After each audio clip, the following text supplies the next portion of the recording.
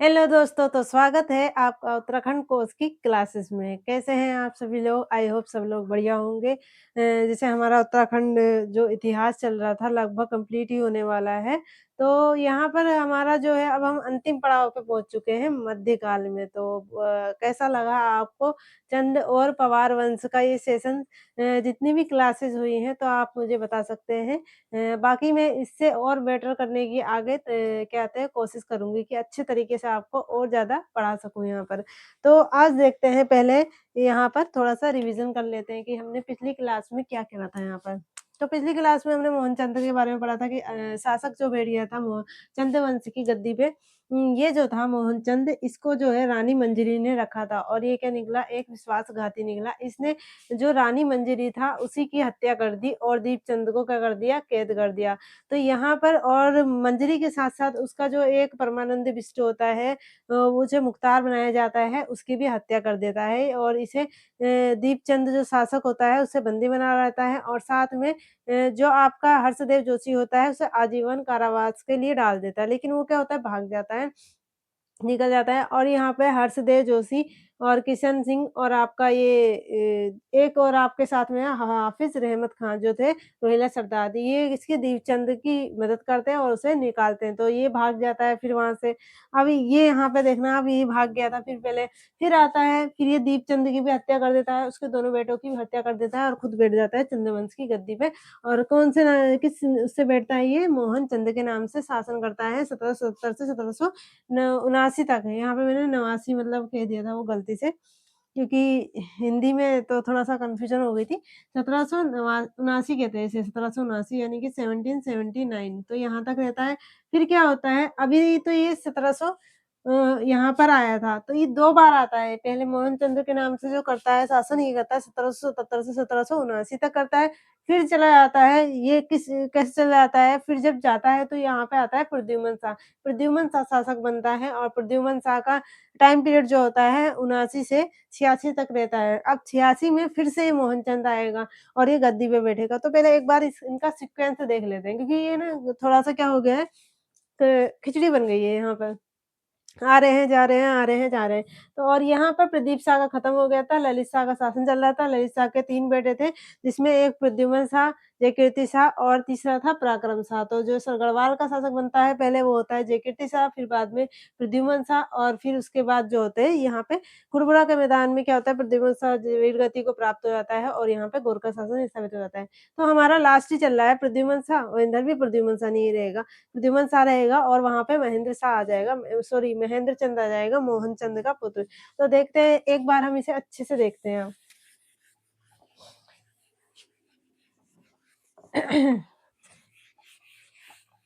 फिर इसके बाद जो 1-2 क्लासेस होंगी, वो किसमें होगी? वो होंगी हमारी रिवीजन क्लासेस चंद और पवारों की रिवीजन क्लासेस। वहाँ पे हम रिवीजन करेंगे और हम करेंगे रिवीजन बहुत ही ज़्यादा शॉर्ट में। तो जिससे हमें क्या याद रहे सीक्वेंस याद रहे इनका और हमने बहुत सी पिछली जो क्लासेस करी थी उसमें भी आपकी रिवीजन क्लासेस डाली थी। रिवीजन क्लासेस में मैंने जैसे बेसिक परिचय में रिवीजन करवाया है आपका और आपका जो प्राचीन जो उत्तराखंड था वहाँ पे भी रिवीजन करवाया है। बस अब आपका वहाँ पे जो क्या कहते हैं प्रतीक चिन्ह थे वो छूट गए थे, वो मैंने रिवीजन नहीं कराया, तो वो भी कभी न कभी हम रिवीजन एक बार रिवीजन क्लासेस रख लेंगे वहाँ पर। तो देखिए यहाँ पर क्या होता है, ये है हमारा उत्तराखंड।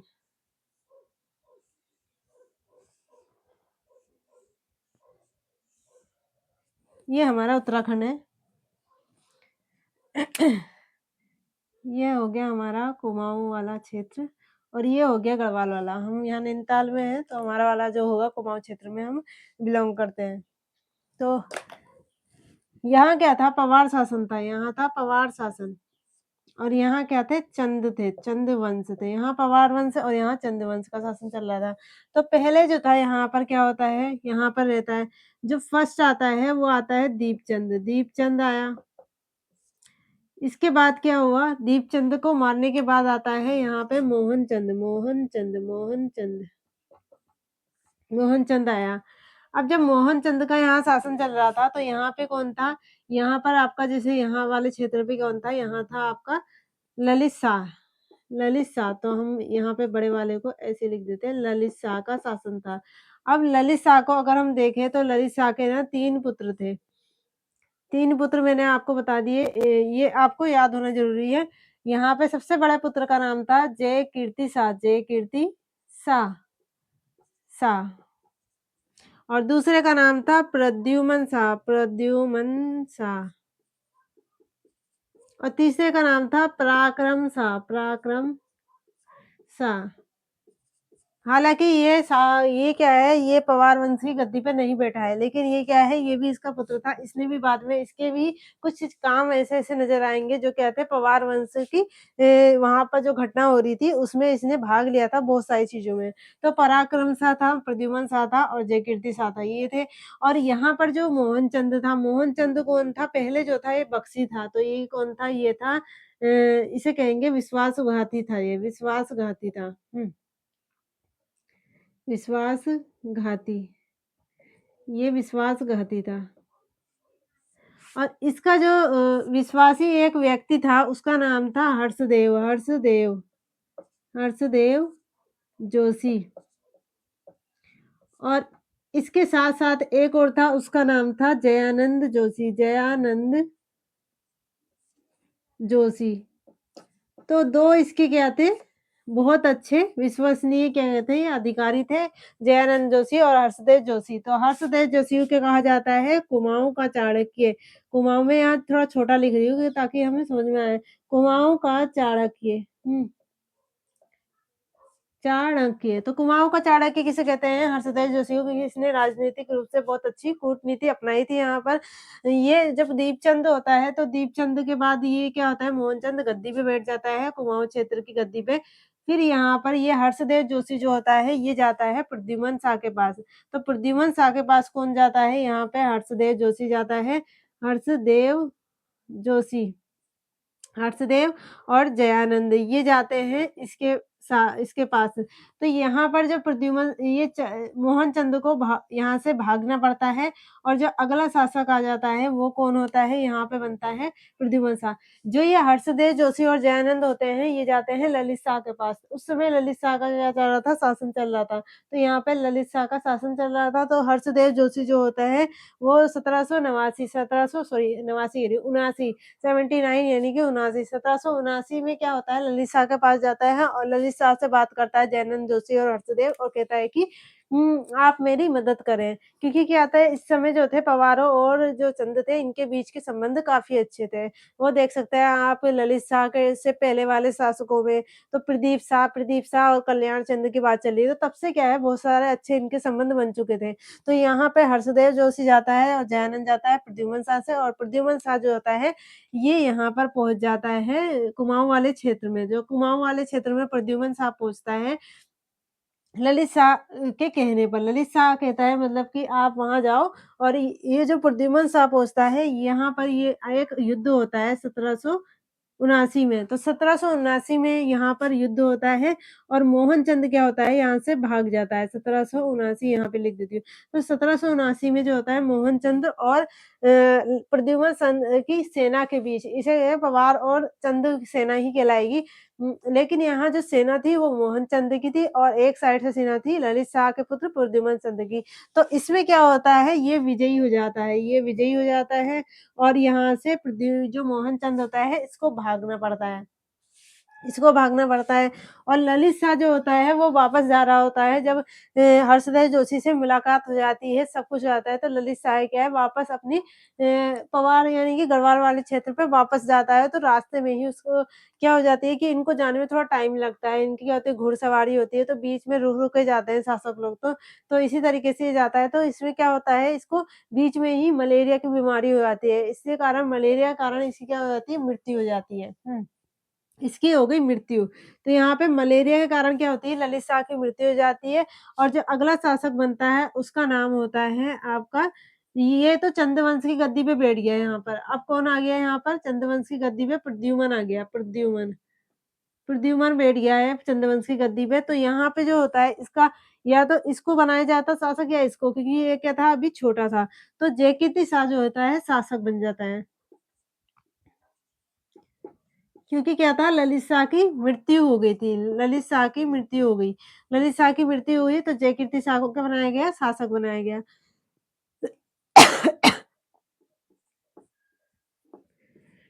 जयकीर्ति शाह को शासक बनाया गया। लेकिन तो यहाँ पर कौन-सा शासक बना? यहाँ बना था प्रद्युमन चंद, प्रद्युमन। ये टाइम क्या था? ये था 1789 का टाइम था, 1789 का टाइम था। और यहाँ पे भी क्या है, 1789 में कौन बन गया है? 1789 में यहाँ सॉरी 79 में, मैं इंग्लिश में ही बोल देती हूँ, 1779 में, 70 क्योंकि 89-79 एक जैसा लगा है। 1779 में क्या था, जयकीर्ति शाह जो है गढ़वाल की गद्दी पे, जयकीर्ति शाह की उपाधि धारण कर गद्दी पे बैठ जाता है और यहाँ प्रद्युमन शाह जो बैठता है, तो ये चंद वंश की गद्दी पे बैठा है, तो ये प्रद्युमन चंद के नाम से यहाँ शासन करता है। इसका यहाँ पे टाइम पीरियड रहता है 1779 से 1786 तक ये रहता है। अब इस टाइम पर इसने क्या-क्या करा देखो।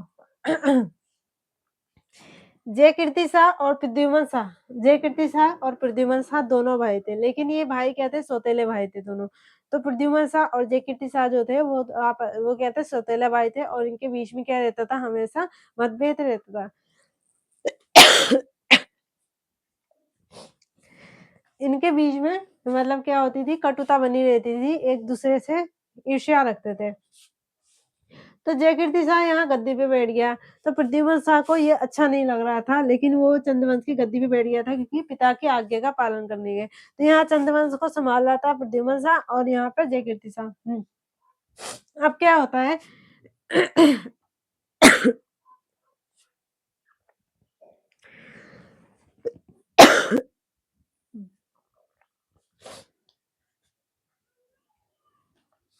प्रद्युमन चंद जो होता है 1700 कहाँ पर?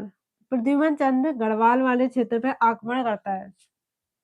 आक्रमण करा प्रद्युमन चंद ने। कब करा था? यहाँ पर जो आक्रमण करता है, ये करता है 1785 में। यहाँ इसने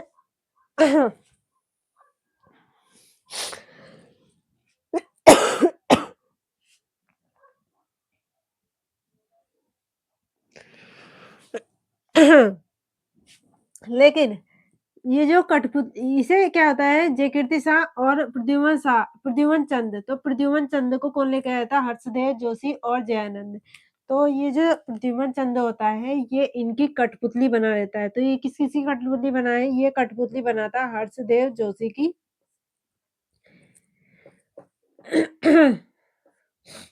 प्लस जयानंद जोशी। तो ये 2 लोग थे जिनकी क्या बना था, ये कुमाऊँ क्षेत्र में प्रद्युमन चंद कठपुतली बना हुआ था। कठपुतली यानी कि अपने अनुसार ये क्या करवा रहे थे, शासन करवा रहे थे कि इनकी चल रही थी। प्रद्युमन चंद भले ही शासक था और यहाँ पर जो था, यहाँ पर 2 लोग थे जो इन्हों की कठपुतली बना हुआ था। उनका नाम था अजब राम और घमंड शाह। अजब राम और घमंड शाह। तो यहाँ पे जो ये कठपुतली बना था, मैं इसको मिटा देती हूँ क्योंकि बीच में वो थोड़ा-सा वैसा हो जा रहा है। तो अजब राम अजब थोड़ा छोटा दिख रहा होगा लेकिन यहाँ जगह नहीं बचेगी ना। प्लस घमंड शाह, इसको घमंड हो गया। घमंड शाह लिखने की ज़रूरत नहीं है, ये सेम चीज़ है। यहाँ पर ये कठपुतली किसका बना था? ये कठपुतली बना हुआ था हर्षदेव जोशी और जयानंद का और यहाँ पर जयकीर्ति शाह, अजब राम उगड़े। तो वो कौन से चंद और पवार शासक थे जो क्या थे, सेम टाइम पीरियड में अन्यों की कठपुतली बन के शासन कर रहे थे। तो जयकीर्ति शाह और प्रद्युमन शाह। जयकीर्ति शाह जो था वो हर्षदेव जोशी और जयानंद आराम से याद कर सकते हैं आप क्योंकि ये लेके गए थे। और यहाँ पे अजब राम और घमंड शाह का अपने हाथ अपने इशारों पे जयकीर्ति शाह को नचा रहे थे। मतलब इस तरीके से नहीं, क्या होता है कि उसके भले बनने के लिए, उसके भले के लिए बोलते हैं कि आपके भले के लिए, तो उसके क्या होता है, इसका विश्वास जीत लेते हैं और अपनी इच्छा अनुसार वहाँ पे काम करवाते हैं। तो एक अजब राम और घमंड शाह थे यहाँ पर। तो इसी बीच जब हर्षदेव जोशी और जयानंद थे तो इन्होंने प्रद्युमन शाह का जो विवाह करवाया था, इन्होंने प्रद्युमन शाह का, हर्षदेव जोशी ने और जयानंद ने प्रद्युमन शाह का विवाह करवाया प्रद्युमन का विवाह करवाया था मनराल की एक राजकुमारी थी, मनराल राज परिवार की पुत्री से। मनराल राज परिवार की पुत्री से, मनराल मनराल सुना होगा आपने जैसे बिष्ट होते हैं, जोशी होते हैं, रोतेला होते हैं और भी अलग-अलग क्या होती है कास्ट होती हैं। वैसे ही क्या होती है एक मंडराल कास्ट होती है। तो मंडराल कास्ट की पहले इनका कोई बड़ा परिवार होगा तो मंडराल परिवार की क्या थी? परिवार की पुत्री पुत्री से इसका विवाह होता है और उससे एक पुत्र होता है, पुत्र का नाम क्या होता है? सुदर्शन शाह। सुदर्शन शाह। तो ये आगे देखेंगे हम सुदर्शन शाह को तो मनराल परिवार की ही पुत्री थी। जब चंद्रवंश की गद्दी पे था तभी क्या हुआ था इसका विवाह मनराल परिवार की एक पुत्री जो पुत्री थी उसका विवाह प्रद्युम्न शाह से हो जाता है और उसी से जन्मा हुआ होता है सुदर्शन शाह जो टिहरी रियासत में पवार वंश की सत्ता में आता है दोबारा से। तो यहाँ तक तो हम खत्म कर देते हैं। अभी देखते हैं 1785 का टाइम आया जो इसने यहाँ पर विवाह करवाया था वो कराया था 1780 में। 1780 में प्रद्युम्न शाह का विवाह होता है, मनराल परिवार की एक पुत्री होती है उससे विवाह होता है। हुँ, अब टाइम चल रहा है यहाँ पर 1785 का। तो 1785 में क्या होता है कि यहाँ पर पराक्रम शाह जो होता है, पराक्रम शाह भी अपनी भूमिका निभा रहा है। पराक्रम शाह ने क्या कर दिया था जैसे गद्दी पे तो ये बैठा है, इसे क्या है ये लोग चला रहे हैं। साइड में पराक्रम शाह जो है वो थोड़ा-सा क्या है अपने हिसाब से वहाँ पे शासन यानी कि उथल-पुथल कर रहा था, तो गड़बड़ी कर रहा था पराक्रम शाह जो था। तो पराक्रम शाह ने भी वहाँ की जो स्थिति थी बहुत ही ज़्यादा खराब कर दी थी गढ़वाल क्षेत्र में। तो क्या होता है कि 1785 में आता है प्रद्युम्न शाह और प्रद्युम्न शाह क्या होता है देवलगढ़ और यहाँ पर होता है देवलगढ़ और श्रीनगर। ये हो गया आपका श्रीनगर और यहाँ हो गया आपका देवलगढ़। तो देवलगढ़ और ये यहाँ पर आस-पास ही देवलगढ़ होगा। तो देवलगढ़ और श्रीनगर वाले क्षेत्र में क्या होती है बहुत सी हत्या कर देता है और ये जो सेना होती है इनकी बहुत हत्या कर देता है, लूट-पाट कर देता है, तो यहाँ पे एक बहुत ज़्यादा ही अनाकजनी यहाँ पे क्या होती है घटना हो जाती है। तो जो ये कांड होता है इसे कहते हैं ज्योसानी कांड।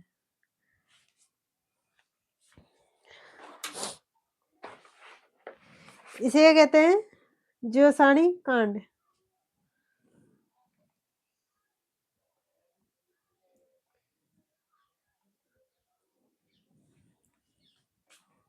तो 1785 में जब से किसका शासन था जयकीर्ति शाह का प्रद्युम्न शाह का आक्रमण होता है यहाँ पर ये रहते हुए 3 साल तक यहाँ क्या होता है कि बहुत सारी लूट-पाट होती है, यहाँ पर हत्या होती है।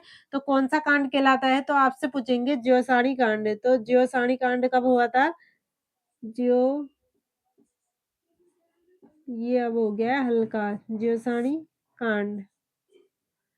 तो ये जो कांड है ये किस नाम से जाना आता है? ज्योसानी कांड। तो ज्योसानी कांड जो था प्रद्युम्न शाह और जयकीर्ति शाह के टाइम पर हुआ था। ये आपको दिख रहा है?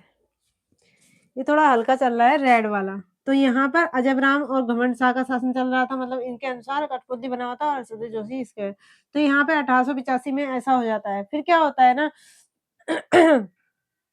प्रद्युम्न शाह जब यहाँ पे का बहुत ज़्यादा यहाँ पे लूट-पाट होती है, हत्या होती है, तो घबरा कर क्या होता है जयकीर्ति शाह भाग जाता है। यहाँ से क्या होगा जयकीर्ति शाह भाग गया, जयकीर्ति शाह भाग जाएगा और कहाँ पर ये जो है जयकीर्ति शाह भागते-भागते ये मंदिर में जाता है।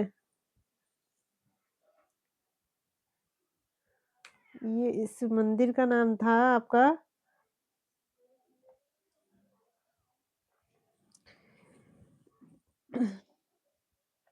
हाँ, देवप्रयाग, रघुनाथ मंदिर। रघुनाथ मंदिर। तो यहाँ पर जो है देवप्रयाग यहाँ पर आपका आस-पास कहीं देवप्रयाग है, यहाँ है देवप्रयाग सपोज़ हैं।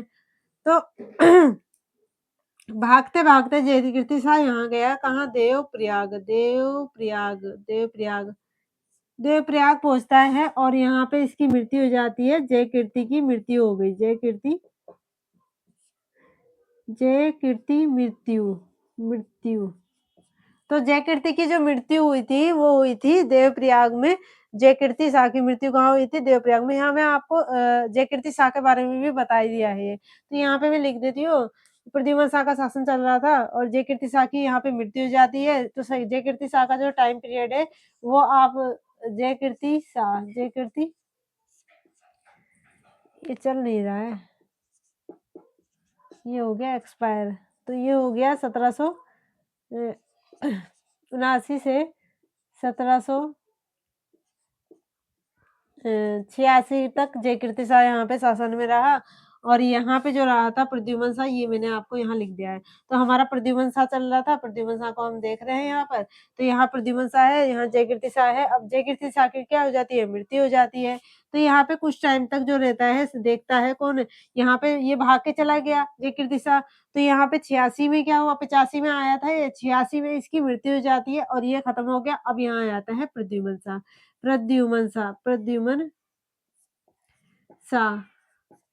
तो प्रद्युमन शाह आ जाता है कहाँ पर? जयकीर्ति शाह जहाँ पे शासन कर रहा था वहाँ पर। और जयकीर्ति शाह के बारे में कहाँ से पता चलता है? जो मौलाराम की जो चित्रशैली है, मौलाराम की जो चित्रशैली है, वहाँ से भी इसके बारे में चलता है कि मौलाराम यहीं पे इसी टाइम पीरियड में था, जो अभी हमने पीछे पढ़ा था।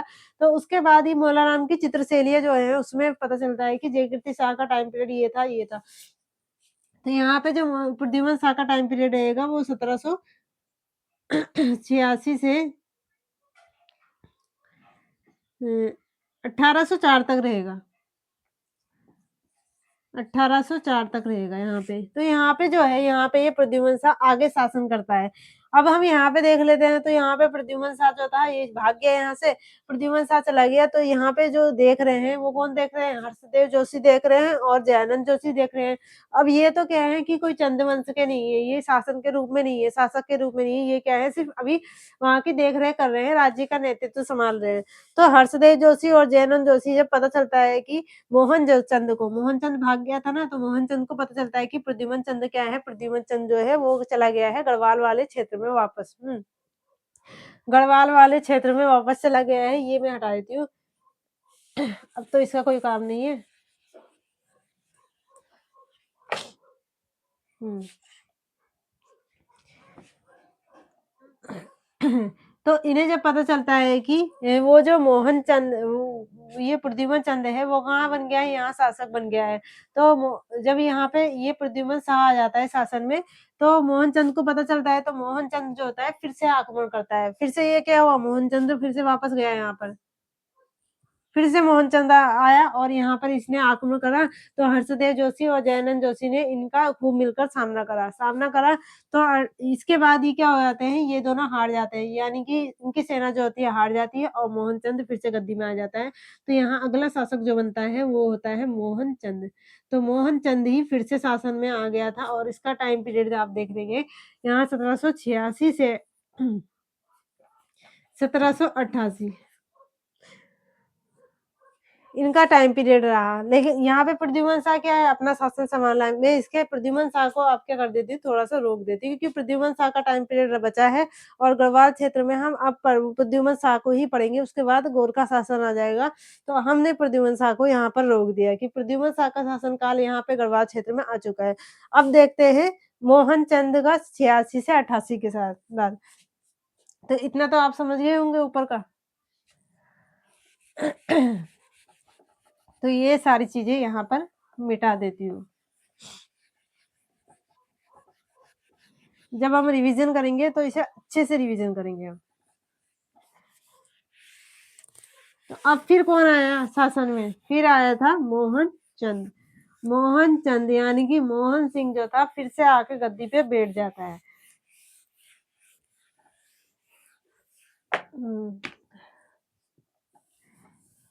और मोहन सिंह के साथ-साथ उसका होता है एक भाई, उसका नाम होता है लाल सिंह। तो यहाँ जयकीर्ति शाह को खत्म कर देते हैं और यहाँ पे शासन जो आ गया है, शासन में 86 में वो आ गया है। मैं इसी से लिख देती हूँ क्योंकि मेरे वाली जो है मार्कर चल नहीं रहा है। शाह, प्रद्युमन शाह का शासन आ गया है और प्रद्युमन शाह का टाइम पीरियड क्या था आपका 1786, ये याद रखना आप 1804। तो इसका भी काफ़ी इंटरेस्टिंग है यहाँ पर, आप आगे देखेंगे। और यहाँ पर जो चल रहा है वो किसका हो गया यहाँ पर? यहाँ पर आपका आ जाएगा मोहनचंद। ये हो जाएगा 1786 से 1788। अभी देखो मोहनचंद इधर है, प्रद्युमन शाह इधर है। अब इसका कोई मतलब नहीं है। इसे तो अपना शासन मिल गया ना पवार शासन में। तो अब ये चंदों से क्या मतलब होगा? तो यहाँ पर क्या होता है ना कि जब ये यहाँ पर मोहनचंद का आक्रमण होता है। छोटा-सा तो बनाना ही पड़ेगा। उत्तराखंड हमारा उत्तराखंड है तो उसे तो दिखाना ही पड़ेगा। तो ये हो गया हमारा उत्तराखंड। तो यहाँ पे श्रीनगर है, नगर है और यहाँ पर अल्मोड़ा है। यहाँ श्रीनगर है, यहाँ अल्मोड़ा है। अब यहाँ क्या है प्रद्युम्न शाह जो है गद्दी में बैठ गया है। तो प्रद्युम्न शाह जब ये मोहनचंद यहाँ आ जाता है तो भागा-भागा जाता है कौन हर्षदेव जैसी और दयानंद कहाँ जाते हैं वापस? प्रद्युम्न शाह के पास जाते हैं और कहते हैं हमें बचा लीजिए। तो हमें बचा लीजिए ये किससे मदद माँगेगा? प्रद्युम्न शाह से मदद माँगेगा। तो प्रद्युम्न शाह क्या होता है कि सोचता है कि अब इससे मुझे क्या है खतरा है, मेरे राष्ट्र को खतरा है, मेरे जो पवार शासन है उसको क्या है खतरा है कि मुझे इनसे अब क्या मतलब? तो ये क्या कर देता है ये प्रद्युम्न शाह जिसको इसने क्या है चंद्रवंश का शासक बनाया था एक बार, तो हर्षदेव जोशी को फिर से भगा दिया वहाँ से भगाया जाता है। तो हर्षदेव जोशी क्या है यहाँ से भी भाग गया। हर्षदेव जोशी को क्या है वापस भगाया जाता है ये अल्मोड़ा। अल्मोड़ा भगाता है लेकिन वहाँ क्या आ गया था, वहाँ आ गया था चंद्रवंश में मोहन चंद का शासन आ गया था। अब क्या होता है हर्षदेव जोशी जो था वो चुप रहने वाला नहीं था। हर्षदेव जोशी फिर से आया वापस।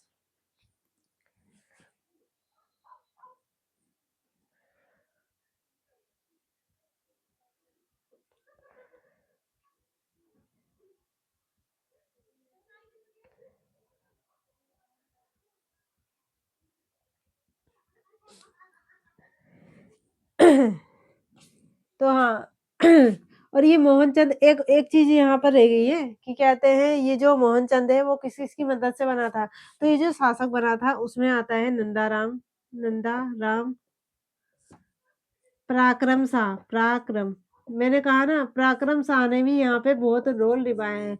जो ये पराक्रम शाह था, ये पराक्रम शाह था।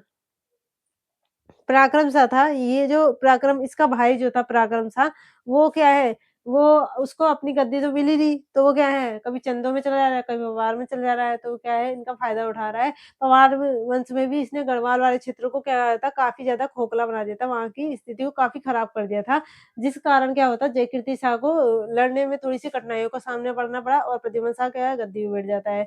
तो और वो जो परेशानियाँ हो जाती हैं बहुत ज़्यादा तो वो क्या होती है उसका सामना प्रद्युम्न शाह को भी करना पड़ता है क्योंकि पराक्रम शाह जो होता है थोड़ा अलग टाइप का क्या होता है कि शासक होता है। शासक नहीं था ये कि उसके जो नीति कूटनीति थी वो थोड़ी अलग थी।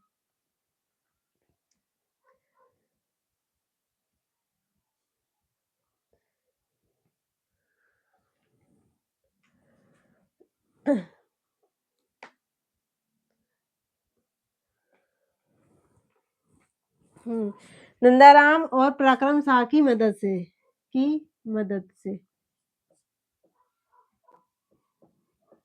कैसे बनाए शासक जो युद्ध होता है वो युद्ध होता है हर्षदेव जोशी के बीच में हर्षदेव के बीच में ये तो चल नहीं रहा है तो मैं इसे ना चलाती ही नहीं हूँ।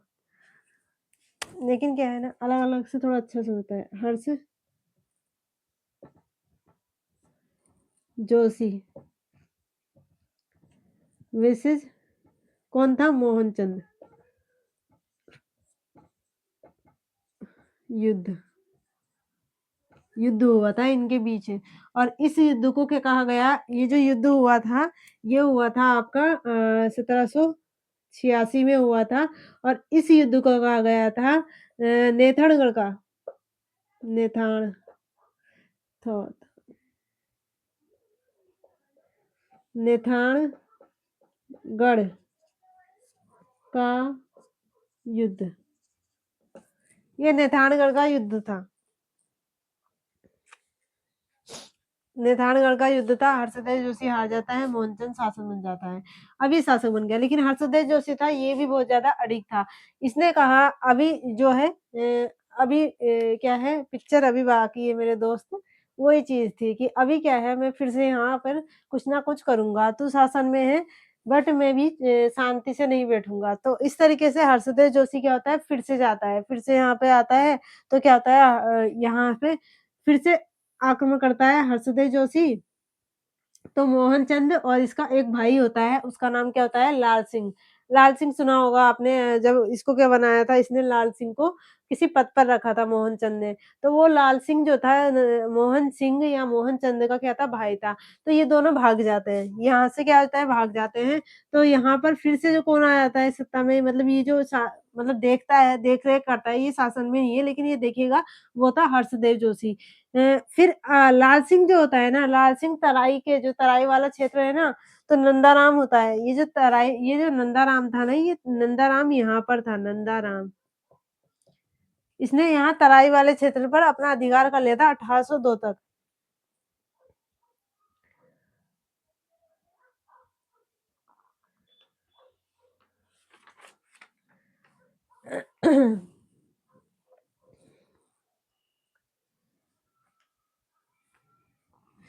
नंदाराम, हाँ। तो ये जो है ना ये जो क्या कहते हैं हर्षदेव जोशी है। हर्षदेव जोशी जो होता है ये मिल जाता है रोहिलाओं से। तो रोहिला मदद से पुनः आक्रमण पुनः आक्रमण कौन करता है? हर्षदेव जोशी। तो रोहिलाओं की मदद से कहाँ से फिर से इसे आक्रमण करेगा? कौन करेगा? तो यहाँ पे जो युद्ध होता है उसे कहते हैं उस युद्ध को कहते हैं रेको कोट व सितोली में युद्ध। रेको कोट व सितोली में युद्ध। तो ये जो युद्ध होता है वो होता है रेको कोट व सितोली। इसमें क्या होता है विजयी कौन होता है? विजयी हुआ था हर्षदेव जोशी। हर्षदेव विजयी हो जाता है और यहाँ से फिर ये भाग जाता है कौन? लाल सिंह और मोहन सिंह।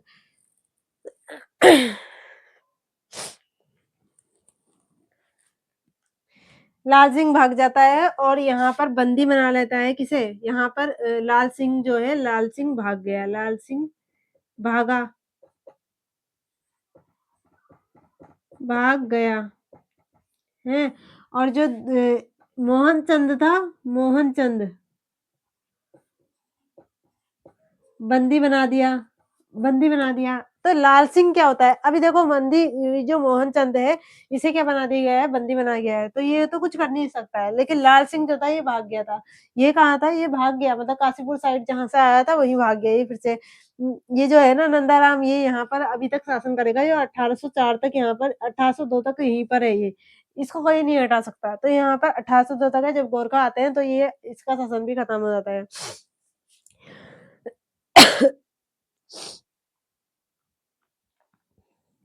तो ये जो लाल सिंह होता है ना, ये फिर से आक्रमण करता है कहाँ? कुमाऊँ वाले क्षेत्र पे।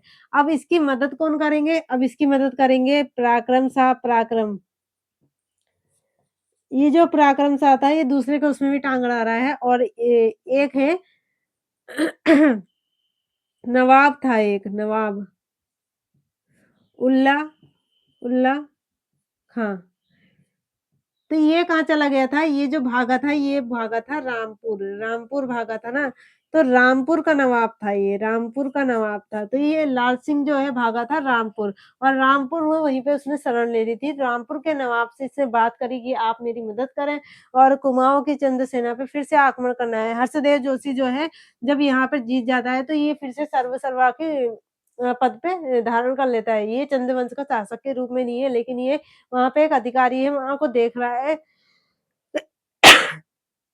शासन प्रशासन को देख रहा है, सर्वा बन चुका है फिर से। लेकिन क्या होता है, ये तो इसको बंदी बना लेता है और लाल सिंह क्या होता है, लाल सिंह रामपुर के नवाब के वहाँ भागकर शरण ले लेता है और वहाँ पे एक फिर से नीति बनाता है कि हमें क्या करना चाहिए, कुमाऊँ वाले क्षेत्र पे आक्रमण करना चाहिए। मोहनचंद को फिर से रिहा करवाना है और क्या है, वहाँ पे चंद वंश की गद्दी पर बैठना है। तो ये जो लाता है रामपुर का नवाब होता है, उल्ला खां नाम होता है, लाल सिंह की मदद करता है और साथ ही साथ पराक्रम शाह।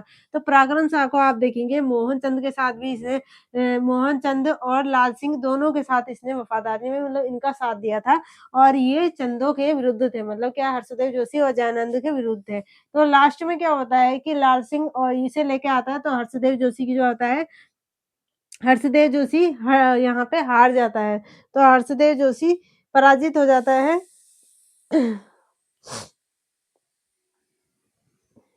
पराजित हो जाता है हर्षदेव जोशी और कहाँ चला जाता है, ये चला जाता है श्रीनगर। हर्षदेव जोशी कहाँ चला जाता है? हर्षदेव जोशी जो होता है वो श्रीनगर चला गया। हर्षदेव जोशी श्रीनगर चला गया और यहाँ पर किसका लाल सिंह आया, तो लाल सिंह ने किसको गद्दी पे बिठाया? जो अगला शासक बनाया वो बनाया महेंद्र चंद को। तो महेंद्र चंद जो था, महेंद्र चंद को गद्दी पर बिठाया। महेंद्र चंद को क्या है शासन में बिठाया। महेंद्र चंद कौन था? इसका पुत्र था। कौन है ये? मोहन चंद का पुत्र। मोहन चंद के पुत्र को लाल सिंह गद्दी पे बिठाया जाता है और जब सामना होता है हर्षदेव जोशी का, तो हर्षदेव जोशी और रामपुर के नवाब और क्या है पराक्रम शाह, तो इसमें हर्षदेव जोशी हार जाता है और वो कहा श्रीनगर चला जाता है। चंद वंश की गद्दी पे किसे बिठाया जाता है? महेंद्र चंद को। और महेंद्र चंद कौन था? मोहन चंद का बेटा था। तो मोहन चंद का बेटा महेंद्र चंद गद्दी पे आता है। इसका टाइम पीरियड हो जाएगा आपका 1786। तो ये टाइम 1786 का ही चल रहा था और 1790-91 में क्या आ जाते हैं, यहाँ गोरखा शासन आ जाते हैं। तो महेंद्र चंद तक यहाँ पे आपका कंप्लीट हो चुका है।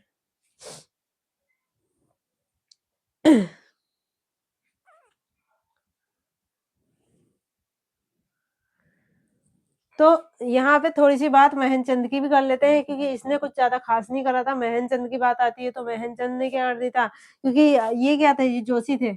हर्षदेव जोशी, जयानंद जोशी, तो इसने क्या करा कि इसने इन लोगों से बदला लेना शुरू कर दिया। जब ये गद्दी पे आया तो जब इसका बाप ही ऐसा था, इसने ही क्या दिखाई इसमें जो भी वफ़ादारी नहीं दिखाई, तो महेंद्र चंद भी उसी तरीके का होगा। तो जब इसने क्या करा कि जैसे ये गद्दी पे बैठा तो इसने जोशियों के उत्पीड़न शुरू कर दिया, वहाँ पे लोगों पे अत्याचार करने शुरू कर दिए। तो जनता ने किसको यहाँ पे आमंत्रण करा, यहाँ गोरखा लोग आ गए थे उसके बाद।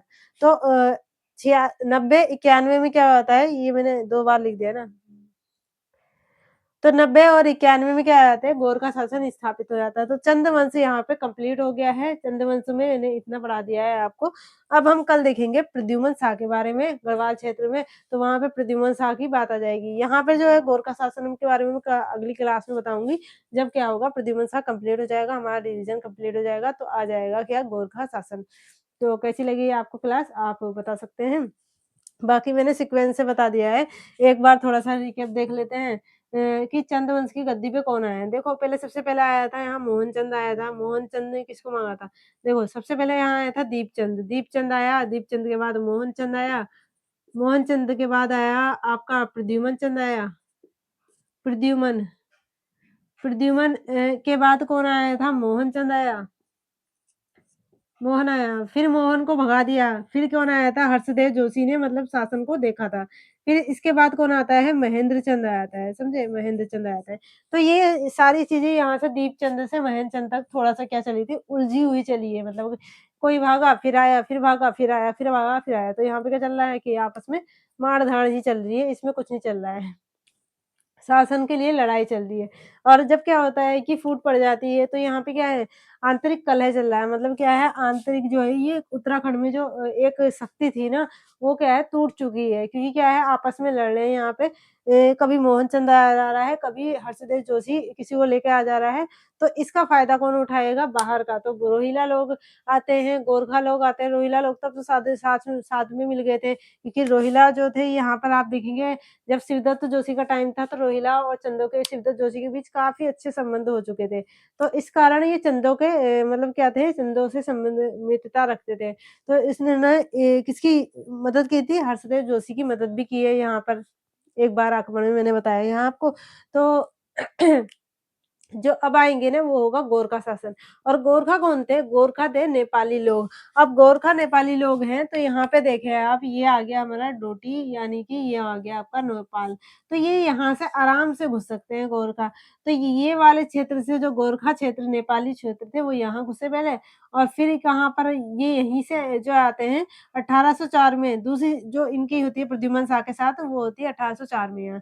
तो गोरखा शासन यहाँ पे 1790-91 में स्टार्ट हो जाता है और 1804 में प्रद्युमन शाह 90-91 में प्रद्युमन शाह के टाइम पर भी आक्रमण हुआ था गोरखा आक्रमण लेकिन वहाँ पर क्या हो गया था एक समझौता हो गया था।